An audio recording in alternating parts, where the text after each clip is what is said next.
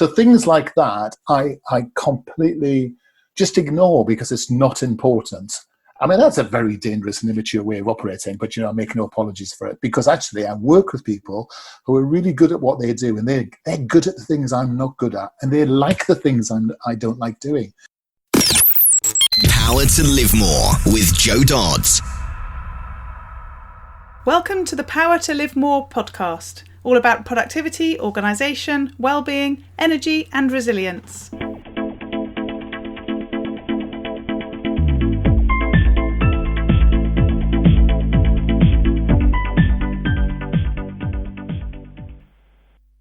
I'm Jo Dodds, and I started this show to enable interesting people to share their stories about how they use their power to live more, and by that I mean to do the stuff that they want to do more than the stuff that they need to or should do.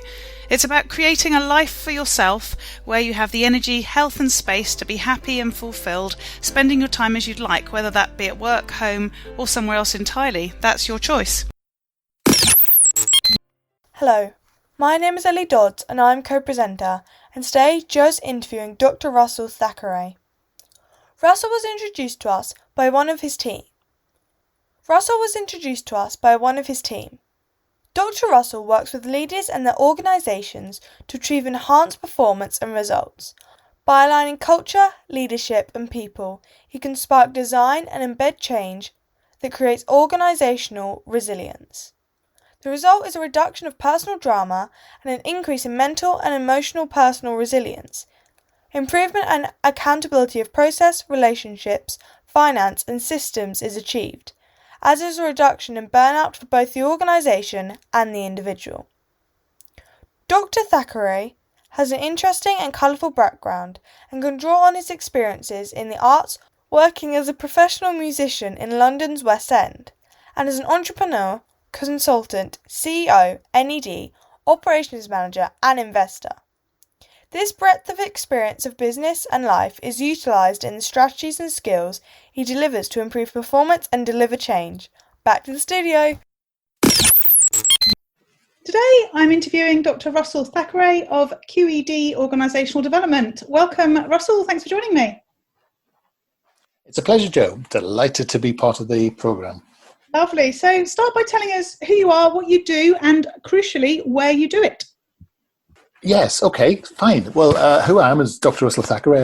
I'm a psychologist and coach and such like, and I've worked in this world for many, many years. I have a professional background as a psychologist, but also I worked in commerce. I've been a CEO, a sales and marketing director, and I worked in a corporate setting for many, many years. And have had offices and all that sort of stuff, but now I'm working from a home-based office. So it's like many of us going through this peculiar time. I think we're all becoming as flexible as we possibly can to adapt our working environment. And you know, a lot of my business has moved online, but the corporate world, of course, some aspects of it are pretty focused at being online, but a lot of it isn't. So some of the one-to-one personal therapy stuff I do is online, but a lot of people do like to be seen in face-to-face. So we have a therapy centre on the South Coast, and sometimes I'm forced to actually go down there and start cleaning all the chairs and such like, and set myself down and prepare to be sociable. How about that?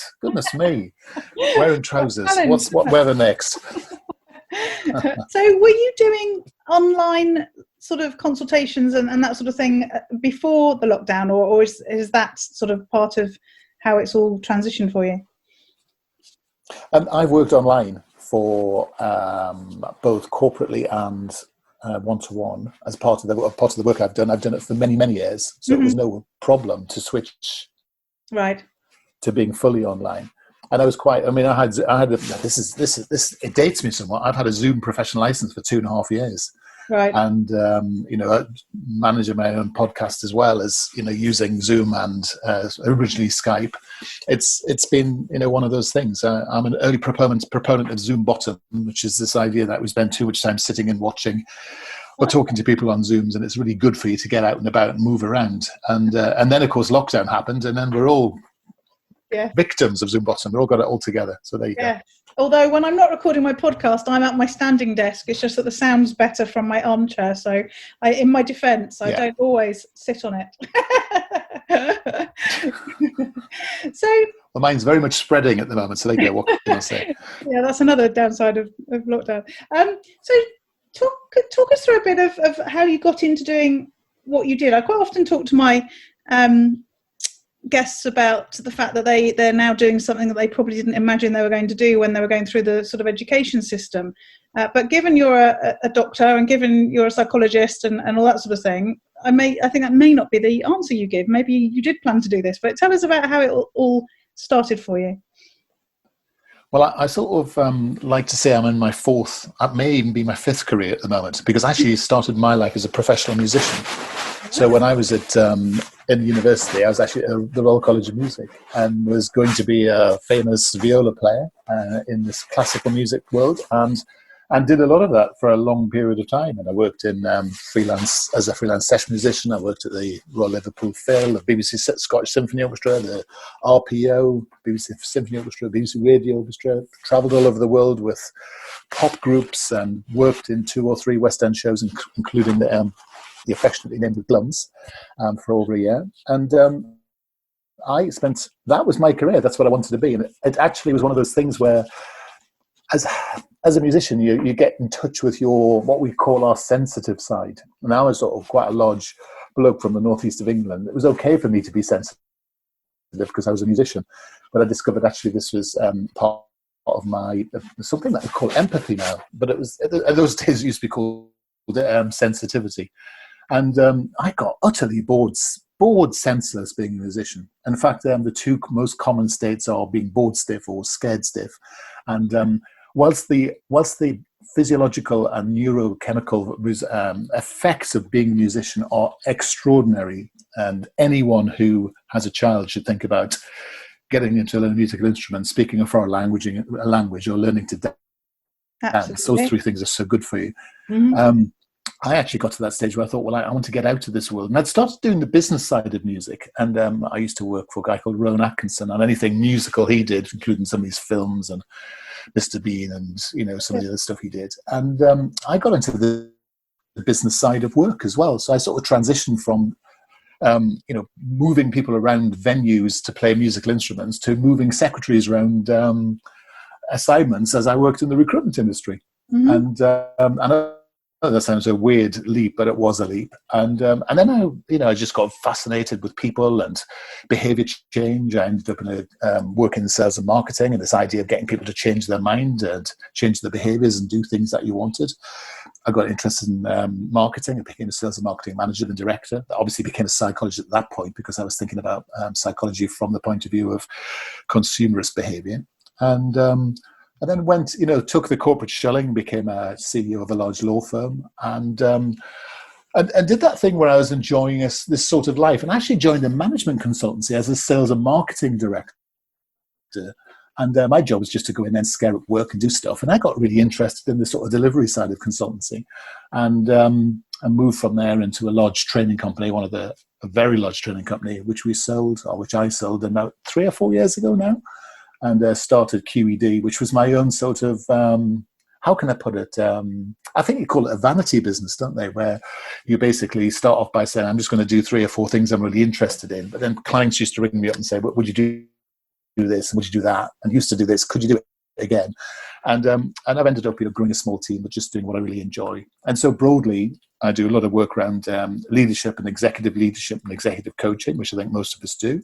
And I do a lot of work around evaluation, and particularly around resilience and burnout.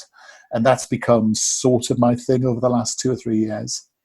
I'm midway into writing 2 books at the moment, which sounds grand until you realize that most people who try and write 2 books usually end up writing no books. Mm-hmm. So I'm sort of in the middle of that trial at the moment. And that's how I've got to where I am. So I'm one of those coaches that has a background where I've actually done the job I'm often coaching for, because a lot of people I find, and certainly on the training side of things, when I sit down and talk to managers about leadership and coaching and mentoring, and they say to me, well, I'm managing 40 people. I can say, well, I used to manage 40 people as well. In an organization of 600 or 700 or 2,000 or 3,000. Mm-hmm. And that, the ability to empathize and to emote with people is really important, because I think increasingly, I think we're seeing a lot of coaches and consultants coming into the business or into the world, which, who they have a very different perspective, and they seem to think it's okay to impart their advice and guidance at the ripe old age of 22, 23. And there's nothing the matter with that. But, it's a different it's a different way of working, I'd say. Mm-hmm. Yeah, interesting. So I wasn't expecting that at all then, I expected you to tell me it was all about your psychology education or whatever. So that's very cool. Do you still play your music? No. I stopped playing any form of music many years ago, and I've got pretty crippling arthritis, actually. So it was pretty prescient that I stopped, although the arthritis might be to do with... I have two gifts, I always say, from the world of music. I have terrible arthritis and tinnitus.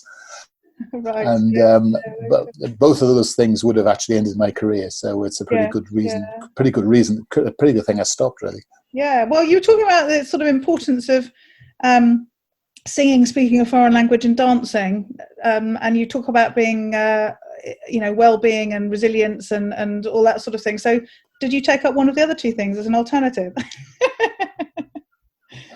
Well, when you go on training courses and people say, tell us two truths and one lie. Yeah. And I used to say, one of my points was I was a member of the Royal Ballet Company, and everyone laughs at me and says, "Ha, that'll never work." But I actually was. Yeah. But of course, I was in the orchestra, so it's a slight cop out. Yeah.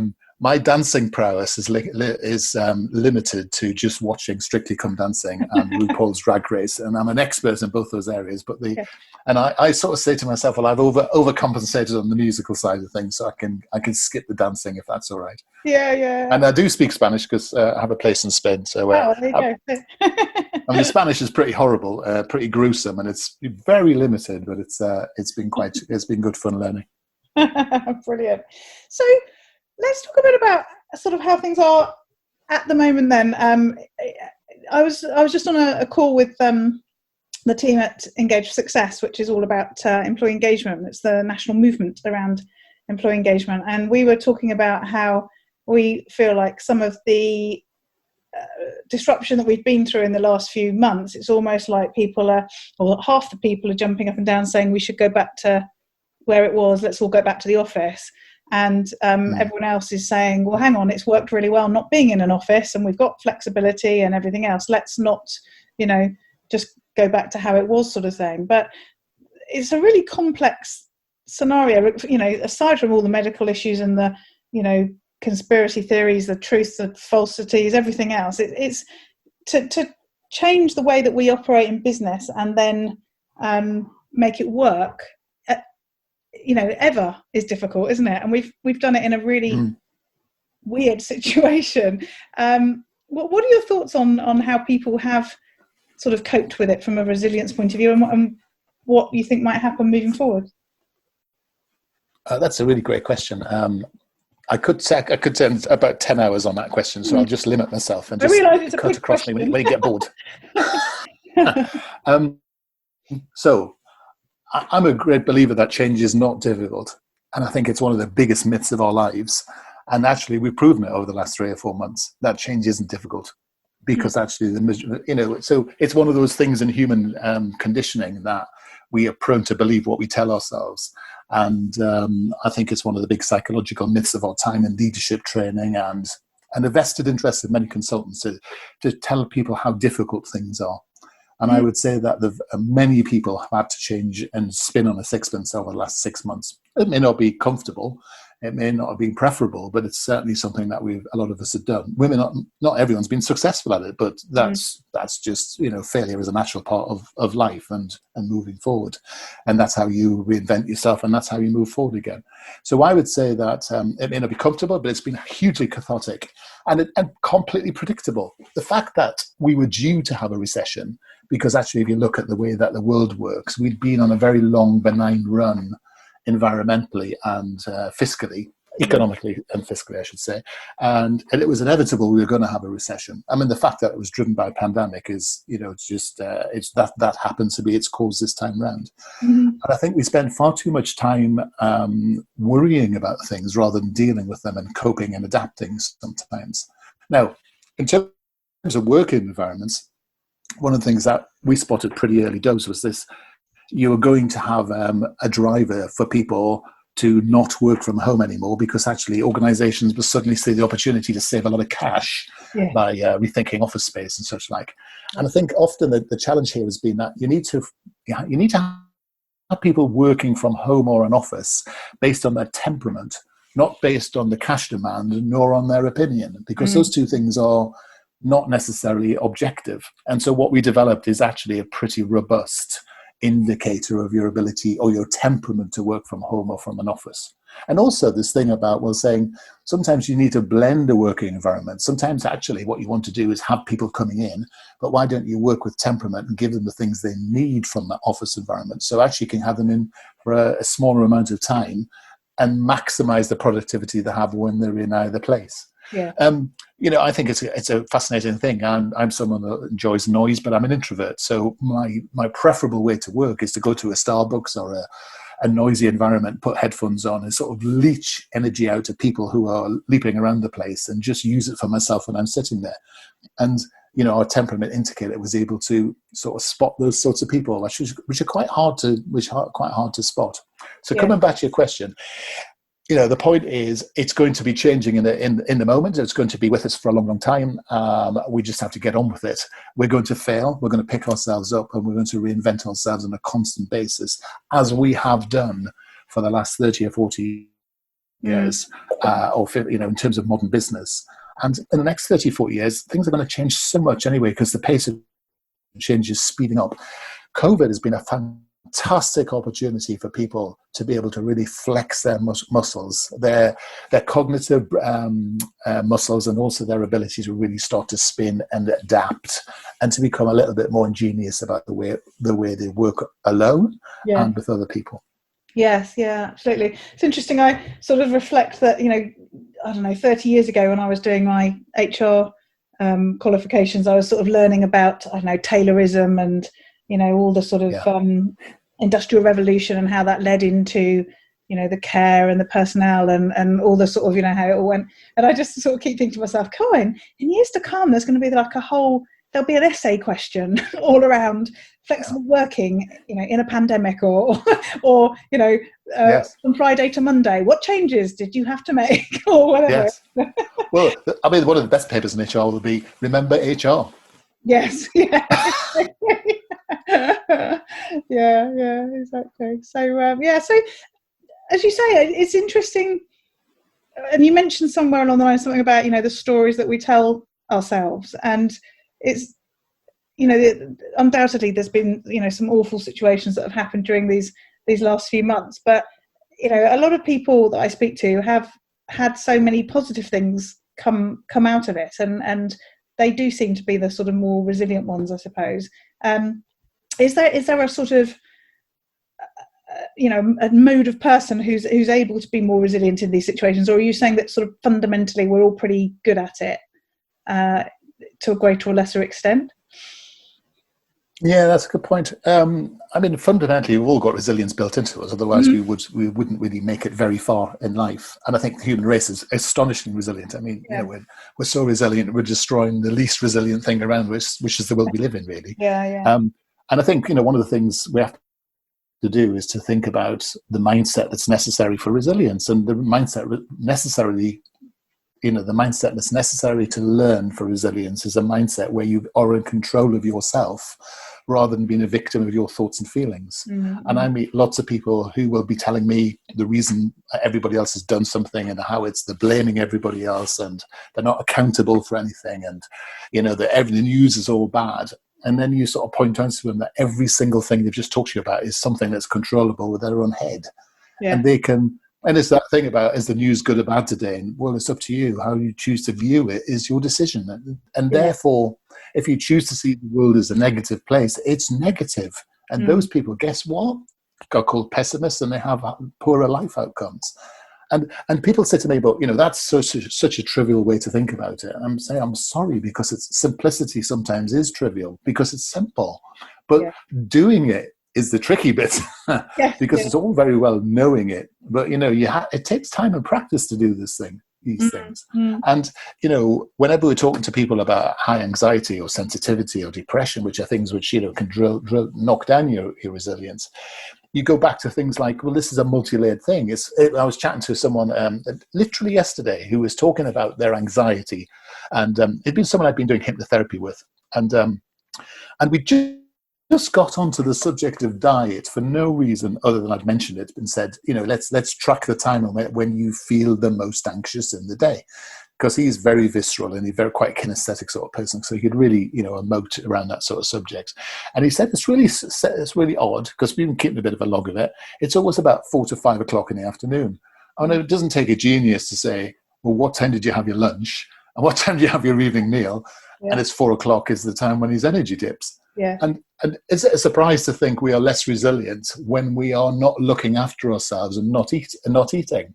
Yeah. Is it a surprise to say, well, we're less resilient because we're having poorer sleep, because we're not looking after our physiology? And too often, you know, especially in this ghastly sort of mental health culture we've got ourselves into, we forget the physiological side of things. We forget actually we're a living organism. We need to look after ourselves, and we need to actually do this self-care thing. You know, if you don't put the right things into your body, you don't generate the right quantities of serotonin, and therefore your mood suffers. I mean, it is binary, and I'm sorry if that's simple, but it's staggeringly true as well. Absolutely, and for me, really disappointing to have not seen very much in the sort of public domain around that stuff and looking after ourselves in terms of, you know, our immune systems and everything else. It doesn't, you know, as usual. I mean, I don't know why I'm surprised, because there isn't a lot in the sort of national PR, if you like, around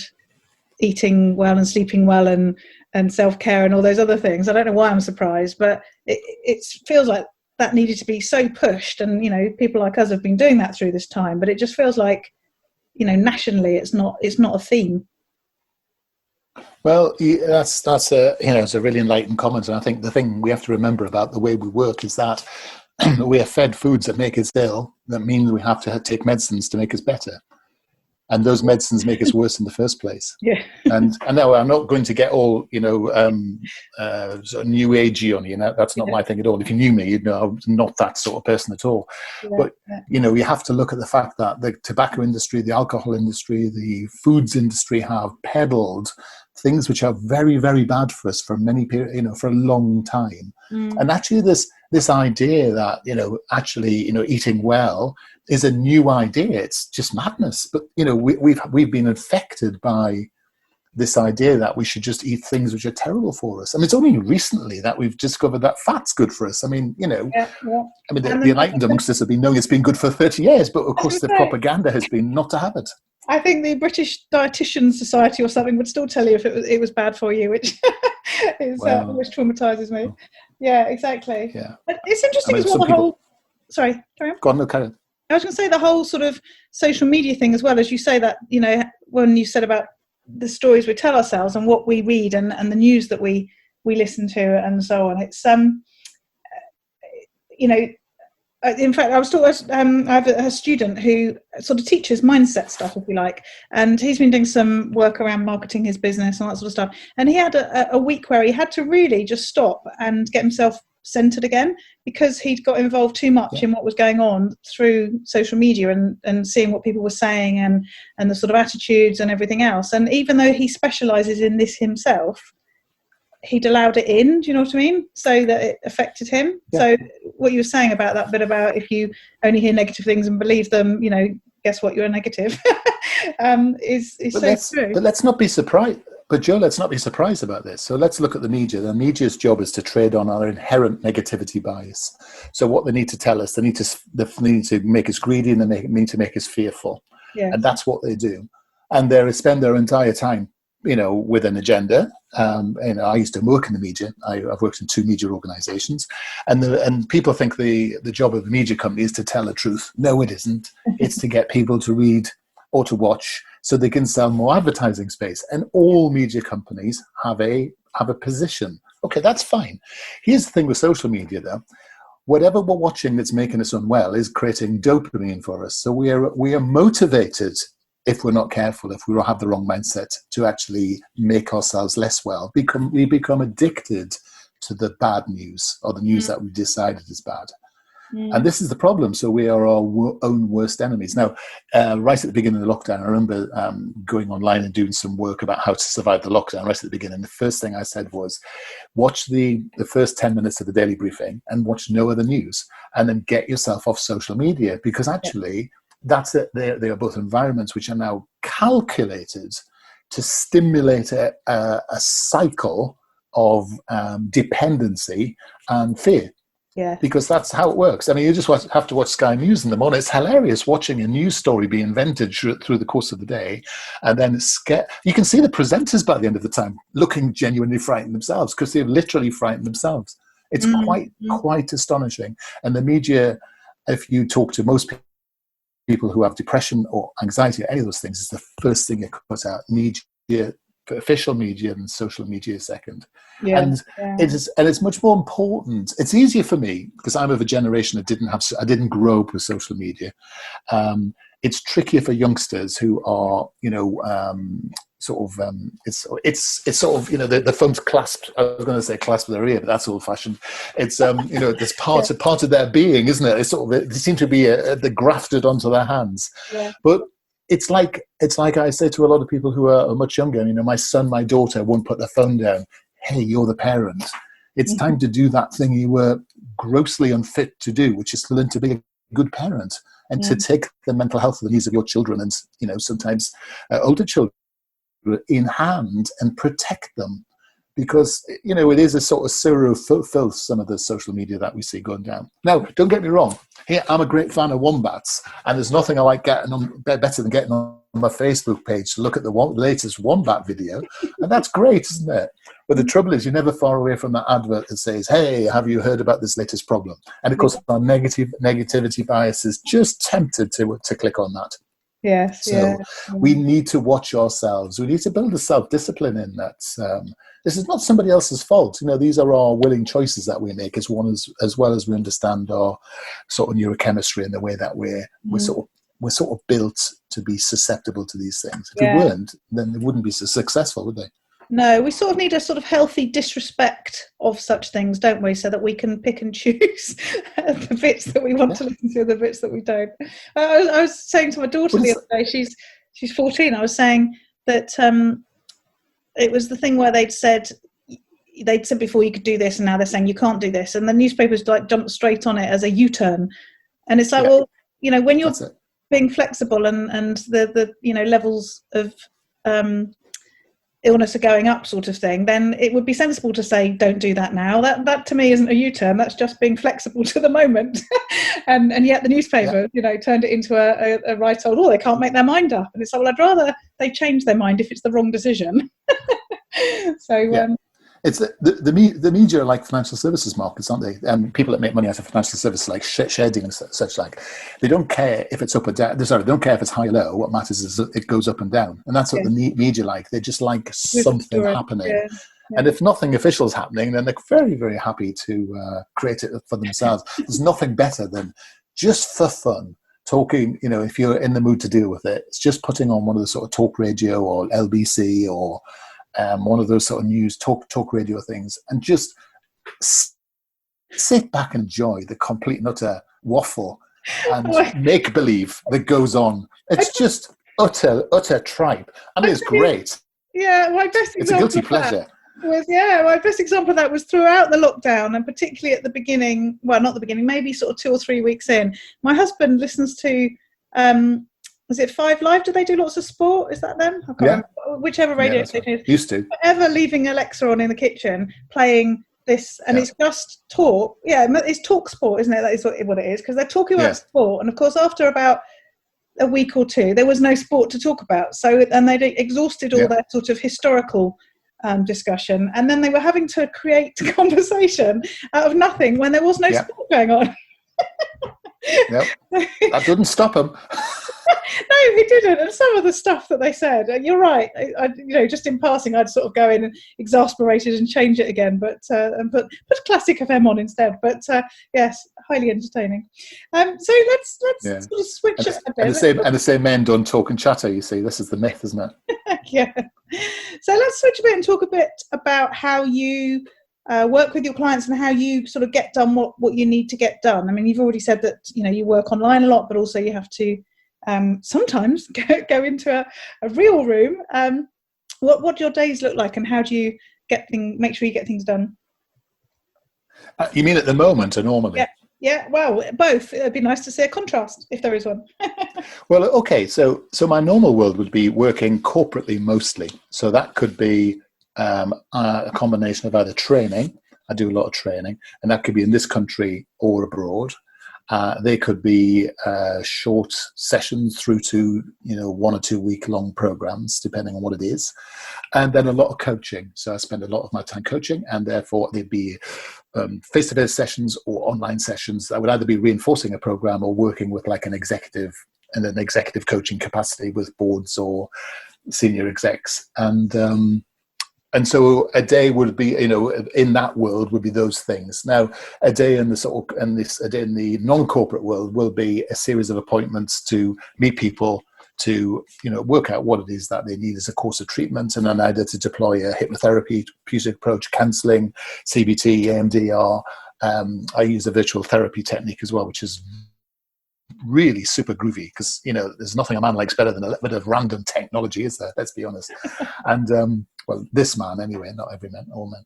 And I work a lot with the trans community as well, and I'm a trustee of a trans charity, so some of my days will be spent fundraising and doing things for them and help people and support them. So the good thing about that, if you think one of the reasons why I got left the music business, I was bored stiff and scared stiff. I'm very rarely scared stiff anymore, but I have I don't like the bored stiff thing. So genuinely, my days are very rarely the same. I'm not the most hyper organized person. I'm writing a book, as I said. And so I will put some time aside to do that. I may spend some time on LinkedIn and doing some social media, but I like to every single day be doing something that involves actually contact with people and doing the thing you love, really, which is working with other people and helping them, or more importantly, helping them help themselves. So I know that's a bit of a cop-out question, but it's sort of true. I do work in estates as well, so it can get a bit relentless because you do get that thing sometimes where people want to start chatting to you. Can I talk to you at 5 o'clock? Yeah, sure. When it's 5 o'clock Pacific time, oh my God, that's hours 1 or something. It's like, I genuinely need my beauty sleep. So, sometimes you have to sort of work that thing. And again, I do a little bit of work in Singapore, so you can get yourself caught out. Now, and I'm not a cobbler's child, so I don't do that thing where I say, well, do you know what, I'm not going to look after myself and I'm going to work 27 hours a day, because I'm not interested in that sort of macho stuff anymore. So it's very much, I design my day around two things.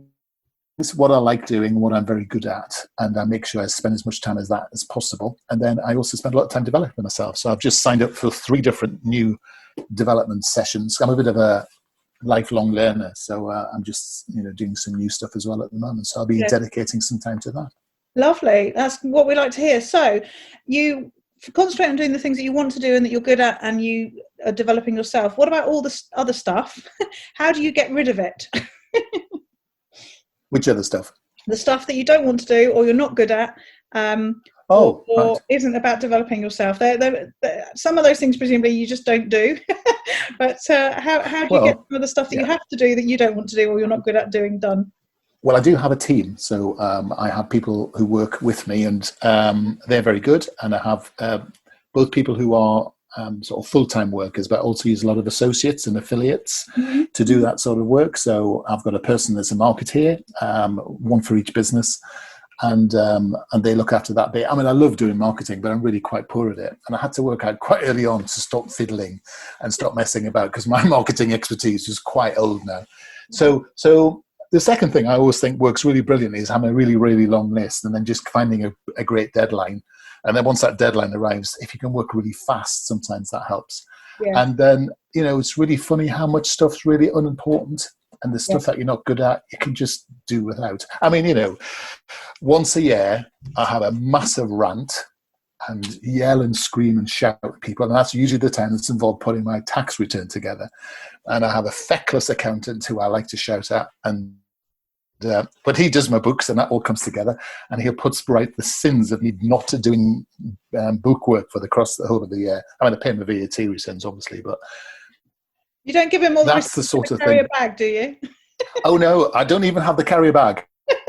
I don't waste money on a carrier bag. I just like to throw things at them and then blame them when I didn't supply them with the right stuff. I mean, I am a nightmare to work with, and I do know that. So things like that, I completely just ignore because it's not important. I mean, that's a very dangerous and immature way of operating, but I make no apologies for it, because actually I work with people who are really good at what they do, and they're good at the things I'm not good at, and they like the things I don't like doing. So one of my colleagues, Paula, is brilliant at detail. We've just been doing some new piece of work, and she's just said, well, do you realize the sentences in it? And it's like, blimey, I'd looked at that piece of paper 4 million times. I hadn't seen that sentence, because she's just good at that and likes doing it, and I'm not. So for me, you surround yourself with people who are good at the things you're not good at, and that allows you to sort of fly a little bit. And also, I like to work with people who are better than me at most things. So, then I can respect them. So, I utterly respect the people I work with, because they're all better at me than everything they do. And sometimes they're better at me than the stuff I do. And that's how I learn. Mm-hmm. Yeah. And so on the learning front, you said you just picked up some more sort of personal development activity. What sort of things do you do to learn and improve? I'm presuming you've probably got some professional development that's sort of built in. How else do you make sure that you're learning things that are beneficial to you, apart from your Spanish? Well, one of the things... Oh, don't even go there. The trouble I find, is I had some Spanish lessons, and the Spanish teacher kept saying to me, no, that's Italian. I said, what do you mean it's Italian? He said, no, you were speaking fluent Italian. But of course, as a musician, we used to have to know a lot about Italian words and notation and such, like a tiny bit of German. So what I would do, I like formal learning. I like online learning. I'm doing some more qualifications. I'm a bit of a qualifications junkie, actually, I have to be honest. But I do get a lot of supervision as part of what I do. So as a psychologist and a coach and a counsellor, there's nothing better than going through. I'm going through some professional accreditation work at the moment, and I have to be supervised at 1 to 6. So every 6th session, I have some supervision. Mm-hmm. And Joe, I really railed against it at the beginning, but it's great now. I thoroughly enjoy it. I mean, why doesn't everyone have a coach or a supervisor? It's brilliant. And then, that's right, I remember, that's what I do. No wonder I'm slightly biased. But interesting, as you say, that also it's not something that sort of came naturally. I think quite often those of us who are helping other people, it's hard for us to ask for help or to allow somebody else to have an opinion on us when we are doing that for other people, sort of thing, isn't it? The corporate trainer's worst nightmare is training the internal training team, because they're all sitting there with their arms crossed, they're looking at you going, go on, then what have you got? And then the second thing is, well, that was really good, but it wasn't the way I would have done it. Yeah. And I think, we're here to learn here, not critique the whole day. And the same thing for counsellors, and this is what I find brilliant about the hypnotherapy counselling, EFT, EMDR community, because you just sit down there in this supervision thing, and it's a really interesting professional dialogue around practice. Now, part of this, of course, has been an academic, and when you get a doctorate, and I'm putting together a master's qualification with one of the big universities at the moment, this idea of just the learning for the sake of learning is so important. And that thing about saying, being challenged by someone who is streets ahead of your field of expertise, not necessarily as a practitioner, but as a someone who really knows their expert, really knows their audience. I remember doing my doctoral visa, having 14, 15 people standing up, all of whom knew acres more than me, and being not literally, but being sort of mentally ripped to shreds. And it was one of the most cathartic and motivational experiences I've ever had, because few people really can challenge you to such an extent that you really have to think and really have to perform. And we do get lazy as coaches and counsellors and therapists, because actually most of the time people are challengers to a level that we already know. And that idea of being really pushed is something I'd really encourage people to do. I mean, failure, we all learn from success. It's all fantastic. But proper failure, proper failure where people sit down and sit down with you and say, that was sort of not great. That was not the acceptable standard. Let's sit down and really figure that out. Not you're a bad person or you're wrong or you're terrible, but let's have that professional adult dialogue being the word, where you actually explore that and put that right. And that's a feature I bring into my own coaching. I don't believe in ever not saying the right thing or, not saying what has to be said, really. And it's a feature of what we do. And lots of coaches don't say the right thing, don't say what needs to be said. They sort of say what needs to be heard, really, or what people like to hear, I would say. Yes, yeah. So just moving into the last couple of questions. That was a long answer, wasn't it? Yeah, it was. It was good. It's Sorry about that. No, it's nice and motivational as well. It's sort of, it's reminding our listeners and me how important it is to get other people to see us like properly, rather than that whole when you're teaching other people or when you're coaching other people or whatever, then they see something, don't they? They don't, when you've got somebody who either knows more than you or isn't there to be helped by you, they see a different side of you that we don't often show. So it's just a reminder of how important that is, I think. Yeah, having that person who it's like when you're coaching someone yourself and they look at you and go, that was really brilliant, I really enjoyed that and I got a lot out of it, and I've got my action plan and these are the results from the previous session and this is what I'm going to do the next session, this is the impact it's going to have, and all that sort of stuff. Why wouldn't you want that? Why shouldn't we have that? It's bizarre to think that we shouldn't have the same experience as everybody else, but we do get sometimes sort of caught in our own hubris. I do. Everybody does. And what can that person ever tell me? And but I found being coached and supervised by people that have a very different pool of knowledge to me being the key here. So I find sometimes academic people the most terrifying coaches, because they'll say things like, what's your evidence? What's your proof? And you say, well, I've done 3 things that says this, this, and this, and that's not evidential. That's just opinion. No, it's my opinion. Your opinion doesn't count. Yeah. Where's your evidence base? And that thing about being truly challenged to a degree of, as an evaluator, I appreciate that, as you can imagine, because I often sit down with corporate, coaches and say, let me evaluate your work. And what evidence have you got? And, 3 people said they liked me is not evidence. Well, it's evidence of something, but not of anything particularly useful. So I think looking for coaches who are very different to you is important, and come from different professions and different, aspects of work. If you're in HR as an HR coach, then I get someone who's worked in as an accountant or as a legal. Legal people who have been in the legal world are usually so bright, and being coached and supervised by those people can be an absolute delight if you're more at the sort of soft and fluffy end of things. Mm-hmm. Yeah. Lovely. So last couple of questions. What about those days where it all goes horribly wrong? How do you deal with those? Well, it depends on what you mean by horribly wrong. There's days where, when do things go horribly wrong? We're coaches,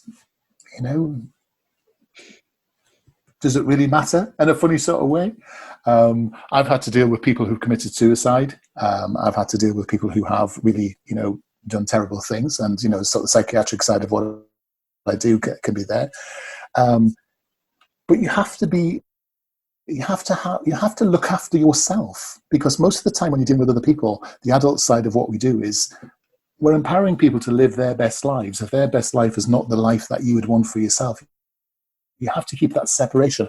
You have to learn very early on that this boundariness that we have to have between us and the people that we work with is really really important. Now, the other side of it is there are days when you get hacked off, and there are days where you think, oh, I can't be bothered. I'm just going to whiz down to Marks and Spencer's and get myself some of those lovely rocky road. And, the next day I'll come back and I get a grip. You have to allow yourself sometimes, if you're in a horrible state, in a horrible place, just to give in and give up to it. Sometimes there's nothing nicer than getting under the referee rug, snuggling down in front of some trashy television for half an hour and indulging yourself. Mm-hmm. But you also have to get a grip and say, well, actually, I'm not much use to anybody at the moment. And there's always the next client coming along. And actually, if I don't learn from this experience for myself, I'm not doing my next client much good. And I think that's important as well. Now, I'm no saint, don't get me wrong, but I think I've got some of that quite well worked out. And my wife gets quite cross with me about my ability just to sometimes get on with things. Yeah. That doesn't mean I'm necessarily that productive that day, but I'll go off and do something. I'm a shopaholic. Give me off a chance to go shopping, and that I'm off. That's my guilty pleasure. So I'll be, my wife will often ring me that and saying, which shops are you roaming through at the moment? And it'll be John Lewis somewhere in Southampton, or we're about to move soon. So I've got a whole new area of shopping to get into. Can you believe it? Yeah. So you've set yourself up for this last question quite well already, because I ask everybody, what about those days where you get to live more, and that's where you get to do more of the things that you want to do and less of the stuff that you don't want to do? And you've sort of answered that through the day in that you do a lot of what you want to do. Yeah. So what does that perfect day look like for you? Well, now, there are many different types of perfect day, but do you know what? There's nothing... Are you talking? Well, I'm not going to talk about work, because my perfect day would actually it would not be a work day. Lovely. Yeah, I'll be at a museum. I'd have a fantastic hear some fantastic music. It would be live music.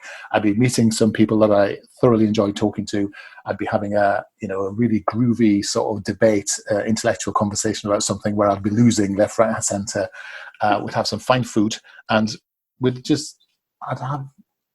I'd be in that moment thoroughly enjoying myself. Now, whether that's online or face-to-face doesn't really matter, but that's a great day. If you want a great working day, sometimes those great working days are the most challenging working days, because they're the days where you really can learn something about yourself as well.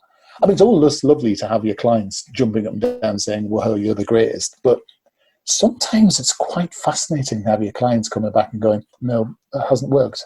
No, I'm not happy. No, this isn't working. No, this is not right yet.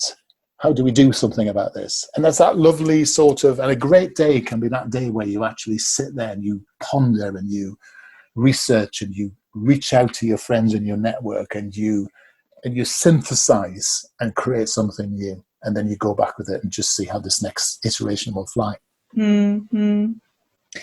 You've painted some great days there, so thank you. So how can people find out more about you and get in contact with you? Oh, great, thank you. Well, our website is qedod.com. We've got a new therapy website called upeka.life, which is Buddhism for equanimity.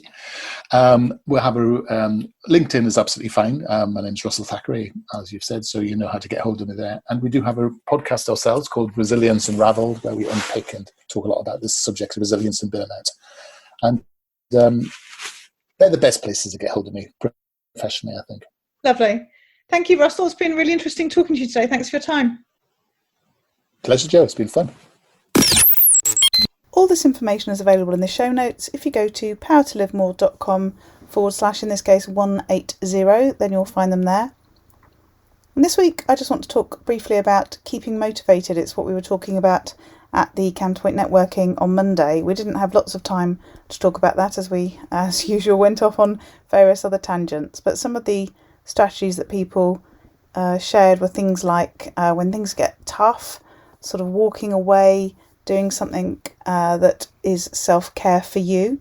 And we talked quite a bit about how important self-care is, particularly in these times, and how that really differs for different people. I've talked before about the fact that I sing when I'm down or fed up or stressed.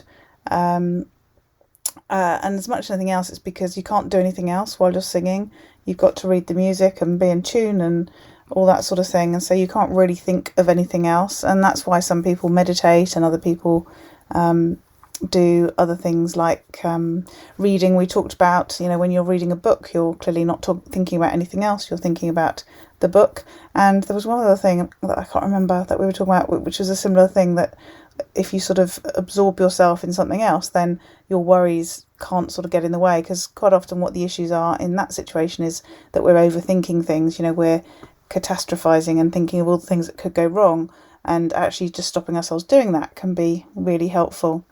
Some people talked about the idea of exercise and sort of the energy that you can get from that, and somebody else said that she goes walking in the woods near her home. Actually, I'm thinking that might have been my Power to Live More Calm meeting rather than Counterpoint Networking this week, but that's another thing that people do, and there's a word for that. It's called forest bathing. If you spend lots of time in forests, and it's really good for you and for your mental health as well. So that's what we were talking about at Counterpoint Networking this week. And next week we're talking about masterminding, which is sort of what we do a little bit at those meetings, and also in my membership, which is Power to Live More Calm.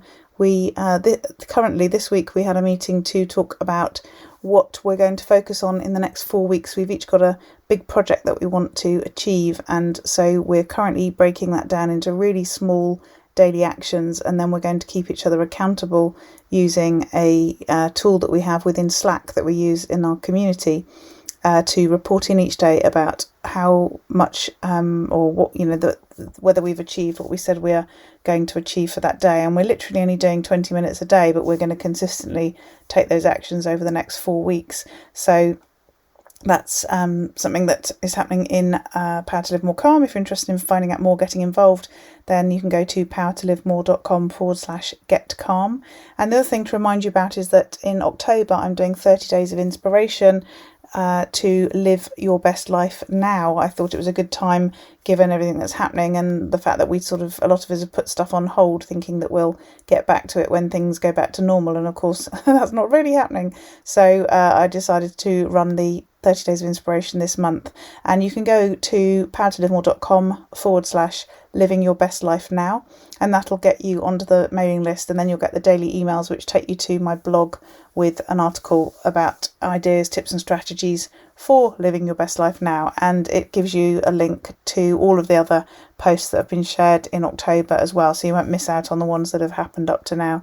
So again, that's powertolivemore.com/living your best life now. Again, the show notes for this week's show are at powertolivemore.com/180, and we look forward to speaking to you next week. Use your power to live more.